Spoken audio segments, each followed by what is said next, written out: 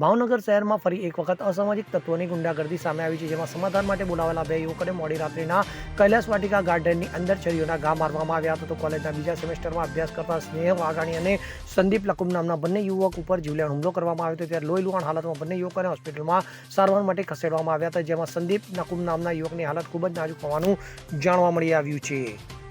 આ ઘટનામાં છરી વડે હુમલો કરનાર હિરેન સોલંકી, હર્ષરાજસિંહ ચાવડા, મિલનસિંહ ચાવડા અને દક્ષરાજસિંહ નામના 4 ઈસમો વિરુદ્ધ બોર તળાવ પોલીસ મથકમાં ગુનો દાખલ કરવામાં આવ્યો છે. ગત સાંજે સ્નેહ વાઘાણી નામના વિદ્યાર્થીને ઘર નજીક ઉભો રાખીને ધમકી આપીને ઝઘડો કરાયો હતો. તો રાત્રિના કૈલાસ વાટિકામાં સ્નેહ વાઘાણી ઉપર છરી વડે હુમલો કર્યો.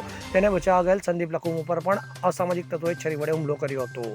અમીન પાયક સાથે CN24 ન્યૂઝ, ભાવનગર. હવે જુઓ દેશ દુનિયાની તમામ ખબરો તમારી આંગળીના ટેરવે.